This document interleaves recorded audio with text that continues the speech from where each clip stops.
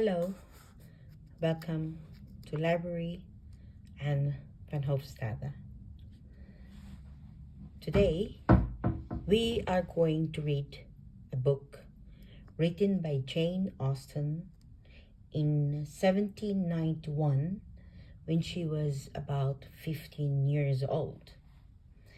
And this was not published when she was still alive. It was published only by one of her descendants, and that was Frances Austen, who published it in 1922. But this book is written in 1791, so you could have seen more than 100 years work in it. Let's see, but this is quite a humorous part of Jane Austen, but we have also to remember she was only 15 years old at the time of writing. The history of England from the reign of Henry IV to the death of Charles I by a partial, prejudiced, and ignorant historian. To Miss Austen, eldest daughter of Revd George Austen. This book is inscribed with all due respect by the author, and me, there will be very few dates in this history.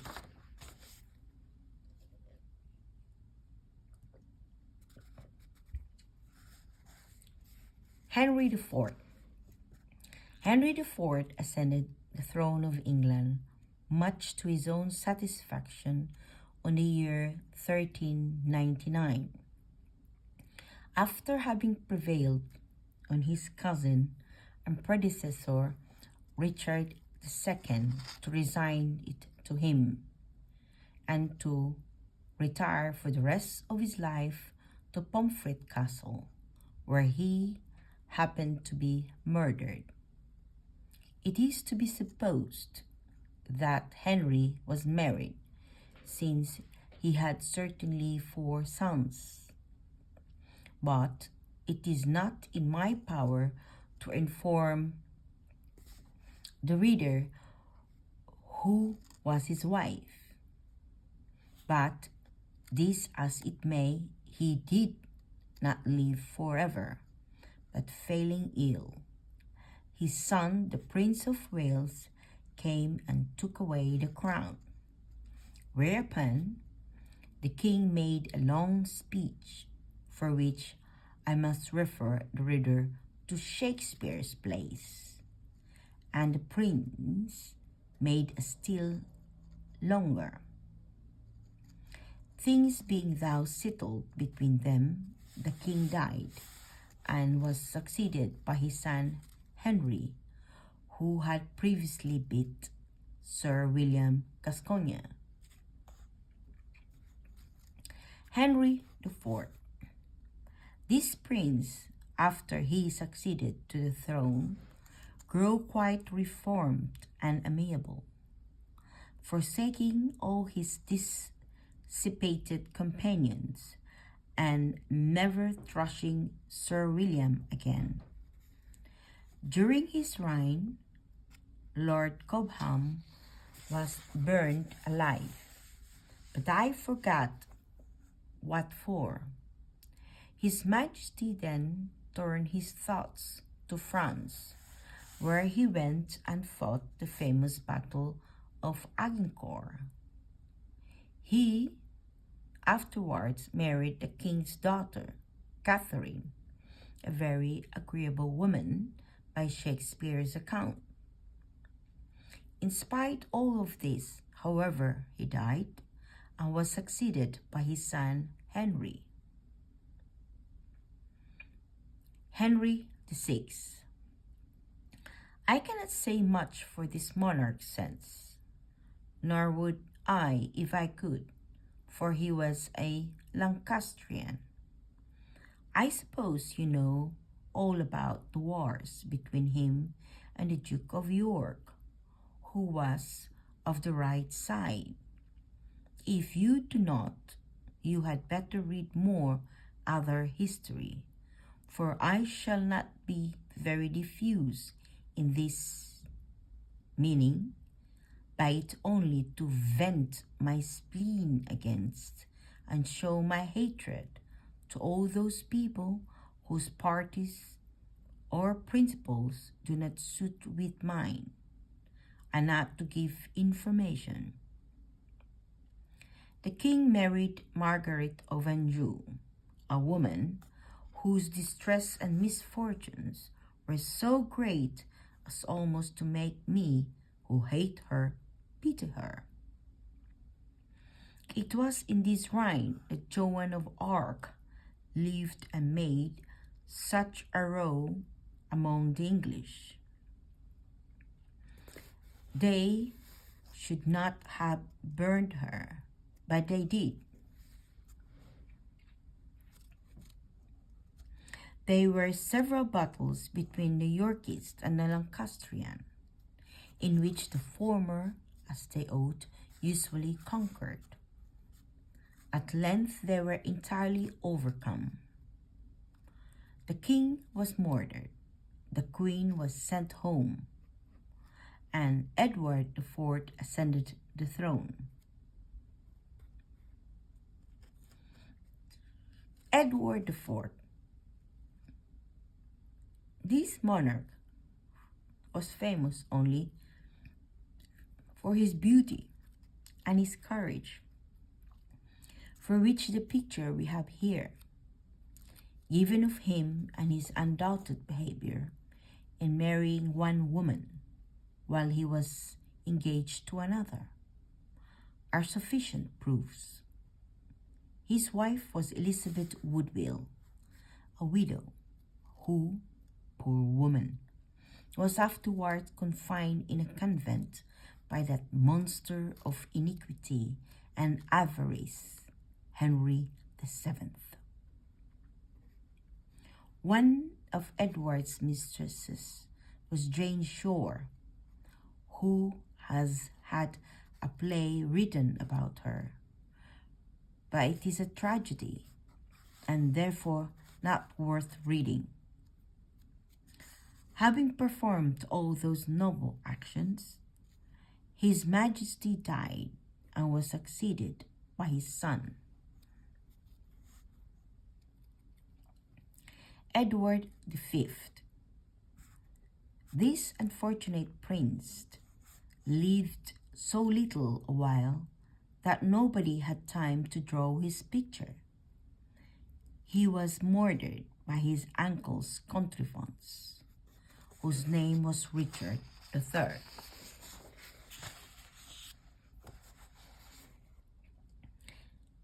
Richard III. The character of this prince has been in general very severely treated by historians. But as he was a York, I am rather inclined to suppose him a very respectable man. It has indeed been confidently asserted that he killed his two nephews and his wife, but it has also been declared that he did not kill his two nephews, which I am inclined to believe true. And if this is the case, it may also be affirmed that he did not kill his wife.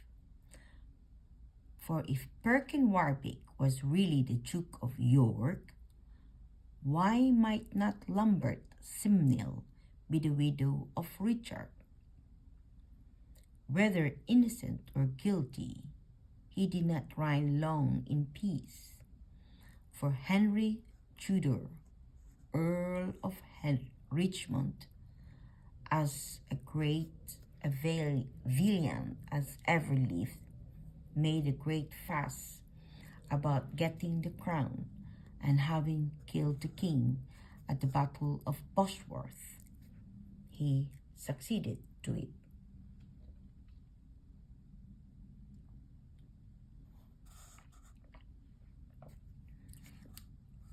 Henry VII. This monarch, soon after his accession, married the Princess Elizabeth of York, by which alliance he plainly proved that he thought his own right inferior to hers, though he pretended to the contrary.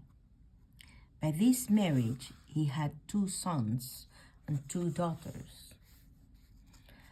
The elder of which daughters was married to the King of Scotland, and had the happiness of being grandmother to one of the first characters in the world. But of her I shall have occasion to speak more at large in future. The youngest, Mary, married first the King of France, and secondly the Duke of Suffolk, by whom she had 1 daughter, afterwards the mother of Lady Jane Grey, who, though inferior to her lovely cousin, the Queen of Scots, was yet an amiable young woman, and famous for reading Greek while other people were hunting. It was in the reign of Henry VII that Perkin Warbeck and Lambert Simnel, before mentioned, made their appearance. The former, of whom was set in the stocks, took shelter in Bellu Abbey, and was beheaded with the Earl of Warwick, and later was taken into the king's kitchen. His Majesty died, and was succeeded by his son Henry, whose only merit was his not being quite so bad as his daughter Elizabeth. Henry VIII, it would be an affront to my readers, were I to suppose that they were not as well acquainted with the particulars of this king's reign as I am myself. It will therefore be saving them the task of reading again what I had read before, and myself the trouble of writing what I do not perfectly recollect, by giving only a slight sketch of the principal events which mark his reign. Among those may be ranked Cardinal Wolsey's telling the Father Abbot of Leicester Abbey that he was come to lay his bones among them. The Reformation in religion, and the King's riding through the streets of London with Anna Boleyn. It is, however, but justice and my duty to declare that this amiable woman was entirely innocent of the crimes with which she was accused, of which her beauty, her elegance, and her sprightliness were sufficient proofs, not to mention her solemn protestation of innocence, the weakness of the charges against her, and the king's character, all of which add some in confirmation, though perhaps but slight ones when in comparison with those before alleged in her favor, though I do not profess giving many dates, yet as I think it proper to give some, and shall of course make choice of those which is most necessary for the reader to know. I think it is right to inform him that her letter to the king was dated the 6th of May. The crimes of cruelties of this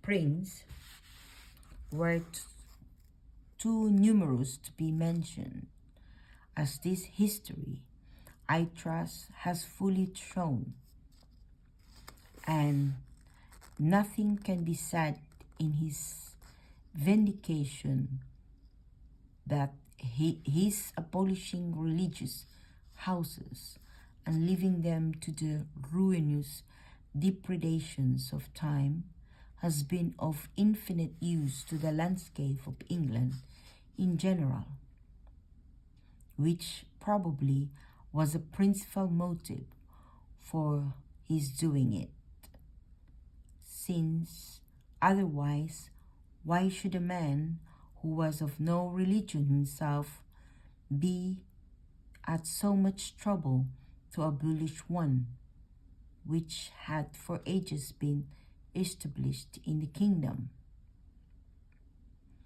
His Majesty's fifth wife was the Duke of Norfolk's niece, who, though universally acquitted of the crimes for which she was beheaded, has been by many people supposed to have led an abandoned life before her marriage.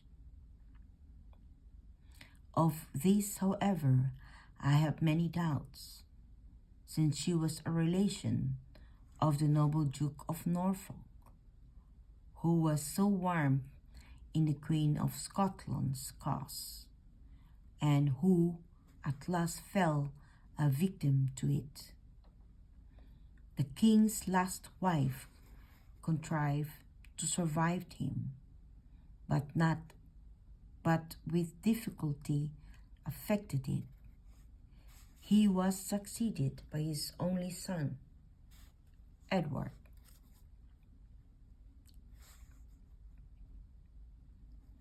As Edward VI, as this prince was only 9 years old at the time of his father's death, he was considered by many a people as too young to govern, and the late king, happening to be of the same opinion, and his mother's brother, the Duke of Somerset, was chosen protector of the realm during his minority.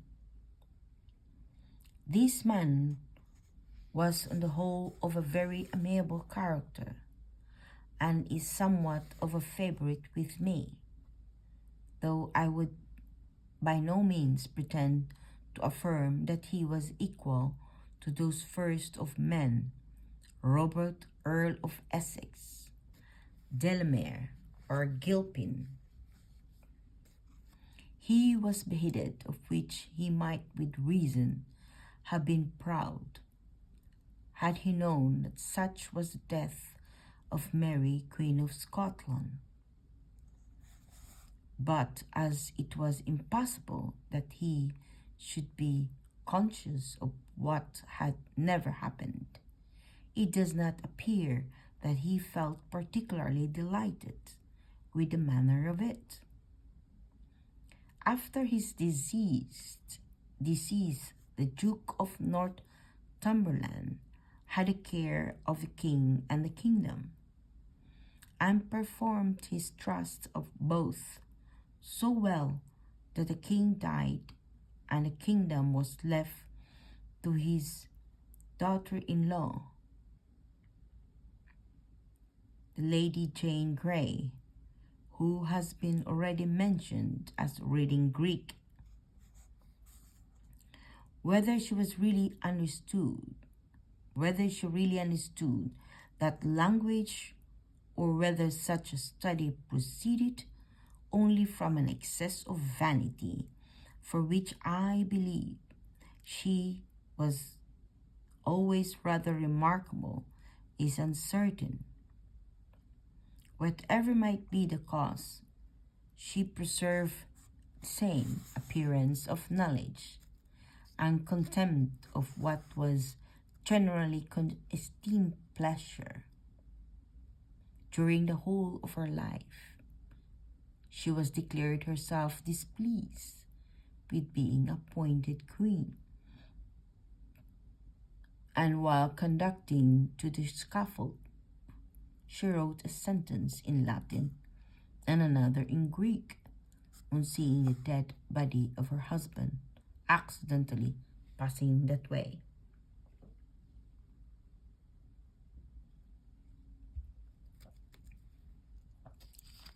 Mary. This woman had a good luck of being advanced to the throne of England in spite of the superior pretensions, merit, and beauty of her cousins Mary, Queen of Scots, and Jane Grey. Nor can I pity the kingdom for the misfortunes they experienced during her reign, since they fully deserved them, for having allowed her to succeed her brother, which was a double piece of folly, since they might have foreseen that as she died without children, she would be succeeded by that disgrace to humanity, the best of society, Elizabeth. Many were the people who fell martyrs to the Protestant religion during her reign. I suppose not fewer than a dozen. She married Philip, King of Spain, who in her sister's reign were famous for building the armadas.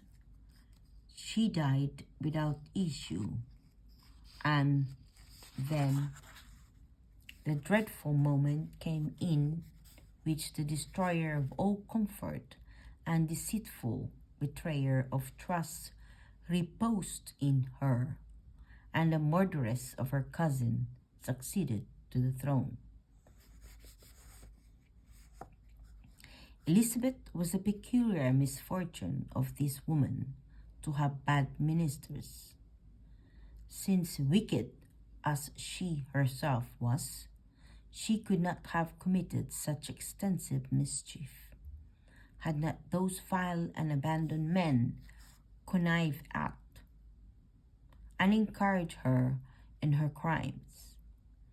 I know that it has by many people been asserted, and I believe that Lord Burleigh, Sir Francis Walsingham, and the rest of those who filled the chief of offices of state were deserving, experienced, and able ministers.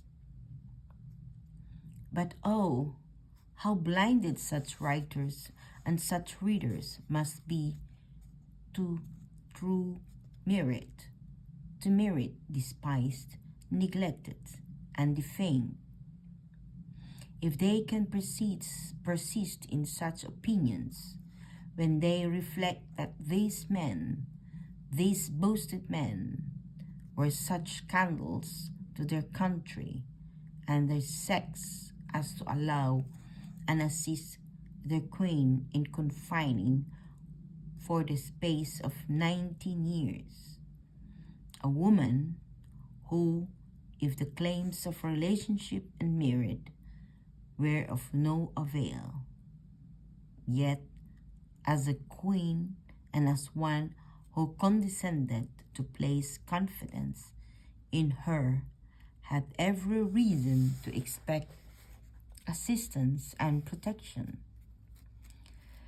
And at length, in allowing Elizabeth to bring this amiable woman to an untimely, unmerited, and scandalous death. Can anyone, if he reflects but for a moment on these blots, these everlasting blots upon their understanding and their character, allow any praise to Lord Burleigh or Sir Francis Walsingham? Oh, what must this bewitching princess, whose only friend was then the Duke of Norfolk, and whose only ones are now Mr. Whittaker, Mrs. Lefroy, and Mrs. Knight, and myself, who was abandoned by her son, confined by her cousin, abused, reproached, and vilified by all. What must not her most noble mind have suffered when informed that Elizabeth had given orders for her death?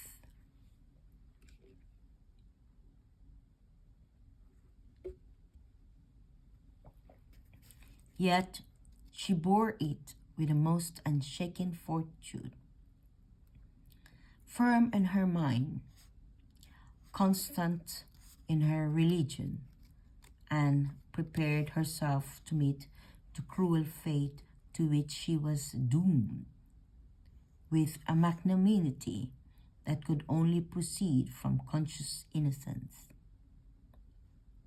And yet, could you, reader, have believed it possible that some hardened and zealous Protestants have even abused her for that steadfastness in the Catholic religion, which reflected on her so much credit? But this is a striking proof of their narrow souls prejudiced judgments who accused her.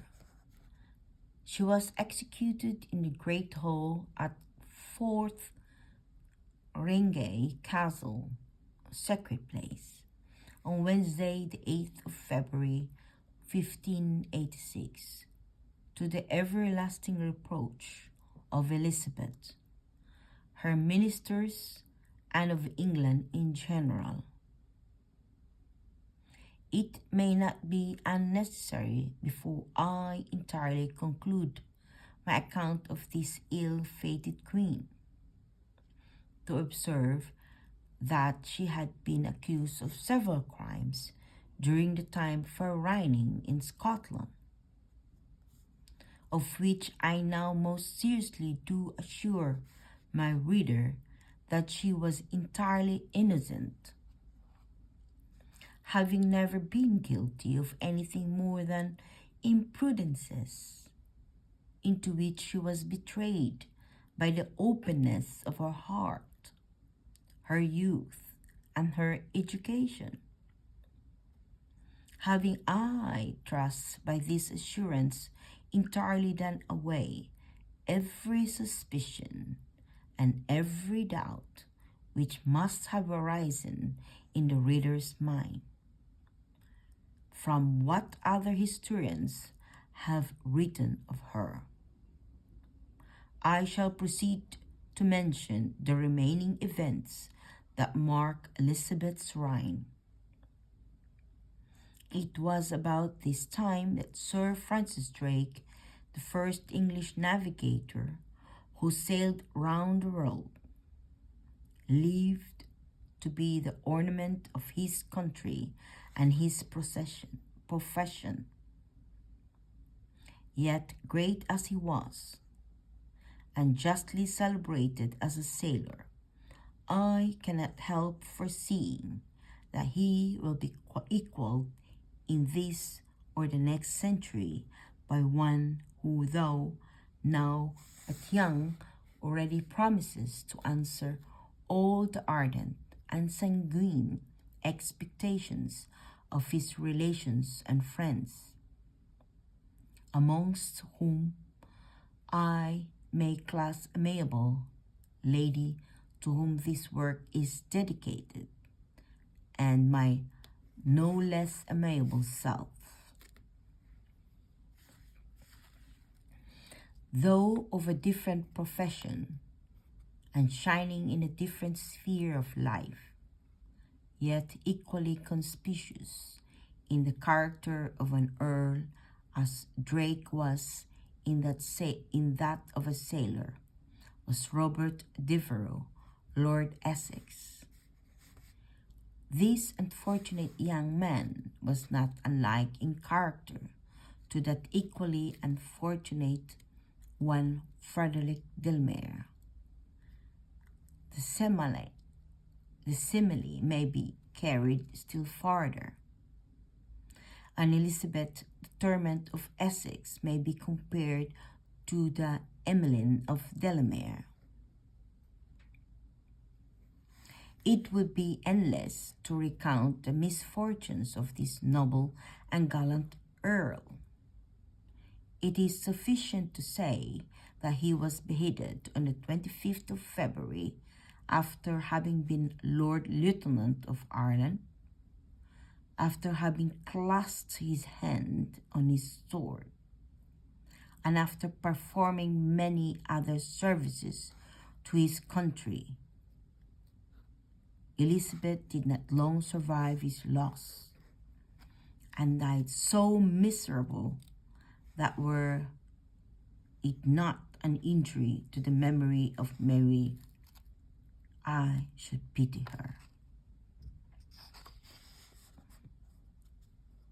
James I, though this king had some faults, among which, and as the most principal, was his allowing his mother's death, yet considered as the whole, I cannot help liking him.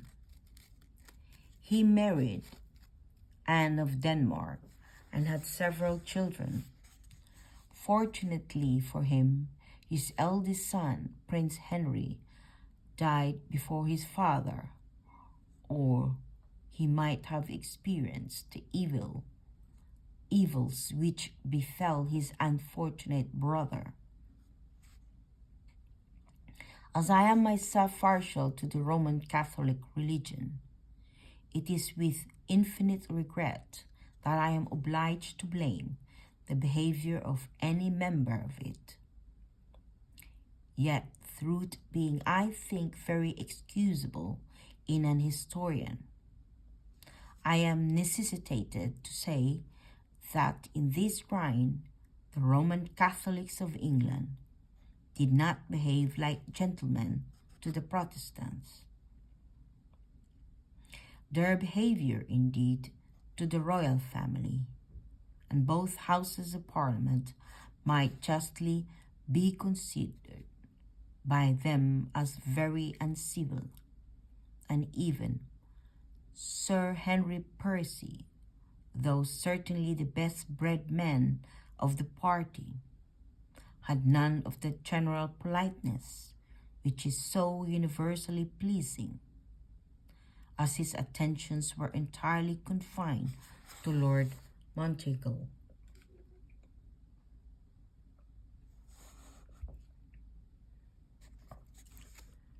Sir Walter Raleigh, nourished in this and the preceding reign, and is by many people held in great veneration and respect. But as he was an enemy of the noble Essex, I have nothing to say in praise of him, and must refer all those who may wish to be acquainted with the particulars of his life to Mr. Sheridan's play of the Critic, where they will find many interesting anecdotes, as well of him as of his friend, Sir Christopher Hatton. His Majesty was of that amiable disposition which inclines to friendship, and in such points was possessed of a keener penetration in discovering merit than many other people. I once heard an excellent charade on the carpet, of which the subject I am now on reminds me, and as I think it may afford my readers some amusement to find it out, I shall here take the liberty of presenting it to them.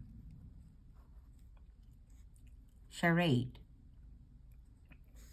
My first is what my second was to King James I, a new thread on my whole. The principal favorites of His Majesty was Carr, who was afterwards created Earl of Somerset, and whose name perhaps may have some share in the above-mentioned charade, and George Villiers, afterwards Duke of Buckingham. On His Majesty's death, he was succeeded by his son Charles.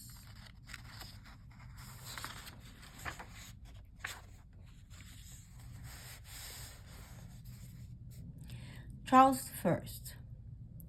This amiable monarch seems born to have suffered misfortunes equal to those of his lovely grandmother, misfortunes which he could not deserve since he was her descendant. Never certainly were there before so many detestable characters at one time in England as in this period of its history. Never were amiable men so scarce, the number of them throughout the whole kingdom amounting only to 5, besides the inhabitants of Oxford, who were always loyal to the king and faithful to his interest. The names of these noble 5, who never forgot the duty of the subject, or swerved from their attachment to His Majesty's, were as follows: the king himself, ever steadfast in his own support; Archbishop Laud, Earl of Stafford, Viscount Falkland, and Duke of Ormond, who were scarcely less strenuous or zealous in the cause, while the villains of the time were make too long a list to be written or read. I shall therefore content myself with mentioning the leaders of the gang. Cromwell, Fairfax, Hampden, and Payne may be considered as the original causers of all the disturbances, distress, and civil wars in which England for many years was embroiled. In this reign, as well as in the death of Elizabeth, I am obliged, in spite of my attachment to the Scots, to consider them as equally guilty with the generality of the English, since they dared to think differently from their sovereign, to forget the adoration which, as stewards, it was their duty to pay them, to rebel against, dethrone, and imprison the unfortunate Mary, to oppose, to deceive, and to sell the less unfortunate Charles. The events of this monarch's reign are too numerous for my pen, and indeed the recital of any events, except what I make myself, is uninteresting to me. My principal reason for undertaking the history of England being to prove the innocence of the Queen of Scotland, which I flatter myself with having effectually done, and to abuse Elizabeth, though I am rather fearful of having fallen short in the latter part of my scheme. As therefore it is not my intention to give any particular account of the distress into which this king was involved through the misconduct and cruelty of his parliament, I shall satisfy myself with vindicating him from the reproach of arbitrary and tyrannical government with which he has often been charged.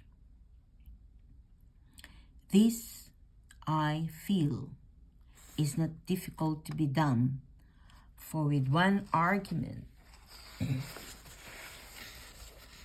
I am certain of satisfying very sensible and very disposed person whose opinion have been properly guided by a good education. And this argument is that he was a steward. Fini. Saturday, 26th November 26th, 1791. As we can see, Jane Austen was only 15 when she wrote this one, but we can already see how talented she was at the time. Although a lot of experts were saying that she made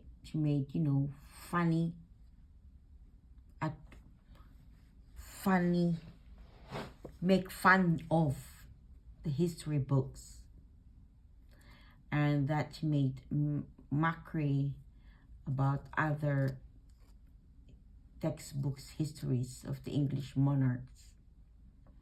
And actually, this book is dedicated to her elder sister, Cassandra, the firstborn.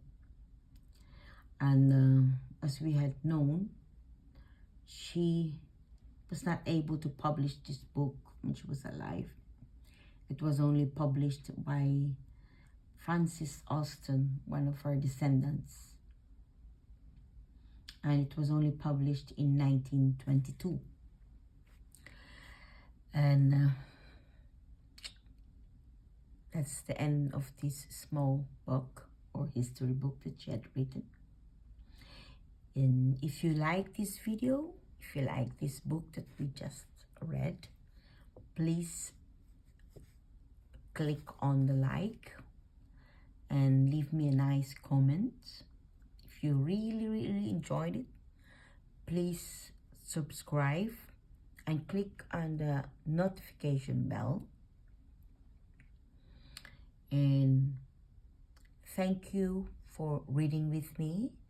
Thank you for being here. And thank you for your support to grow this channel. And I hope to see you again. Thank you. Bye.